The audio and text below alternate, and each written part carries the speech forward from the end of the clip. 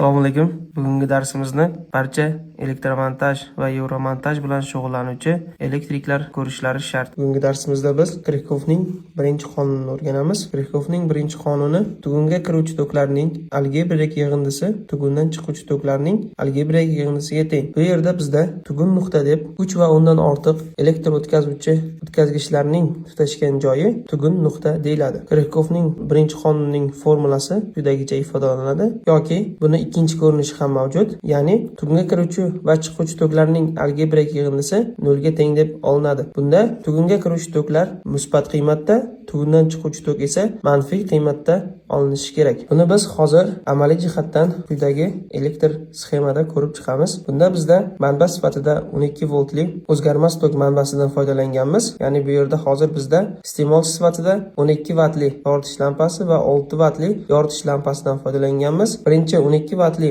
yoritish lampamizning hosil bo'layotgan tok I1 bilan belgilaymiz. 6 vatli yoritish lampamizda hosil bo'layotgan tokimizni esa I2 bilan belgilaymiz va bu yerda hozir tugunga kiruvchi toklar I1 va I2 hisoblanadi. Tugundan chiquvchi tok esa I3 hisoblanadi. Birinchi yoritish lampamizning quvvati 12 vatt.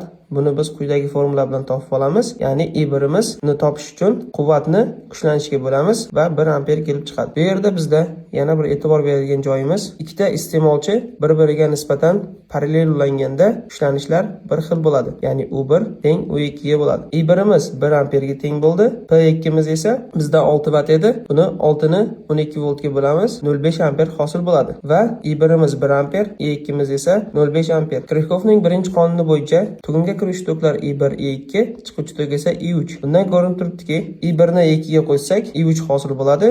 Bizda I3imiz 1.5 amperga teng bo'ladi. Bu yerda bizda elektr manbamiz 12 voltli 15 amper soatli elektr manbamiz bo'lsa, ushbu lampalarni yoqqanimizda bu lampalarimiz bizga 10 soat davomida yonib beradi. Ya'ni 10 soatga akkumulyatorimiz manbamizning quvvati yetadi. Xonadonlarni yoki korxonalarni montaj qilayotgan vaqtimizda u yerda hosil bo'layotgan tok kuchlariga qarab turib asosiy avtomat, ya'ni vodnoy avtomatni tanlashimiz kerak. Bu yerda har bir korxonadan chiqayotgan tok kuchlari asosiy avtomatga nagruzka beradi. Ya'ni bu yerda hosil bo'layotgan toklarni hammasi yig'ilib asosiy avtomatda o'tadi. Bunda kabellarni ham to'g'ri tanlashimiz kerak. Ya'ni xonadonni elektr energiya bilan ta'minlovchi asosiy kabelimizni u yerdagi iste'molchilarga qarab turib tanlashimiz maqsadga muvofiq bo'ladi. Bunda ushbu qonunni bilmasdan tanlash mumkin emas.